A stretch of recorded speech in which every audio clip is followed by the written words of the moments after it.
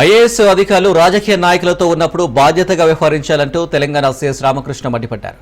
IAS అధికారులు all India services ప్రతిష్టకు భంగం కలిగించే విధంగా ప్రవర్తించకూడదని, ప్రజా సమావేశాల్లో పాల్గొన్నప్పుడు అనుచిత ప్రవర్తన మానుకోవాలని అన్నారు. ఐఏఎస్ అధికారులు ఇలా ప్రవర్తిస్తే ప్రజల్లో అధికారుల పట్ల ఉన్న నమ్మకం తగ్గుతుందని ప్రభుత్వం హెచ్చరించింది. అధికారి ఎల్లప్పుడూ పరిపూర్ణ నిజాయితీతో ఉండాలని సూచించింది.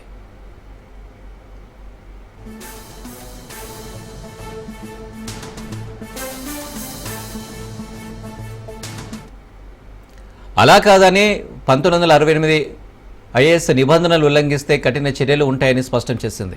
ఇకపై ఇలాంటి చర్యలు జరిగి ఉపేక్షించేది లేదని తేల్చి చెప్పింది. ఐఏఎస్ అధికారుల అనుచిత ప్రవర్తనపై క్రమశిక్షణ చర్యలు తప్పవని, ప్రజలు గౌరవాన్ని నిలబెట్టుకోవాలంటే అధికారుల తీరు మారాలని సీఎస్ చాలా గట్టిగా చెప్పింది.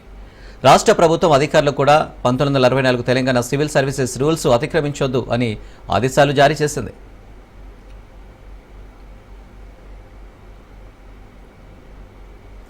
అచ్చంపేటలోని అమరాబాదు మండలం మాచరంలో ఇందిరా సౌరగిరి జల వికాసం పథకాన్ని సీఎం రేవంత్ రెడ్డి శ్రీకారం చుట్టారు. ఈ సందర్భంగా గ్రామంలో నిర్మించిన సీతారామాంజనేయ స్వామి ఆలయాన్ని దర్శించుకున్న ఆయన స్వామివారికి ప్రత్యేక పూజలు చేశారు. అనంతరం ప్రభుత్వ కార్యక్రమంలో పాల్గొన్న ట్రైబల్ వెల్ఫేర్ డిపార్ట్మెంట్ సెక్రటరీగా పనిచేసిన ఐఏఎస్ ఏ శరత్ ఆయన కాలు మొక్కారు.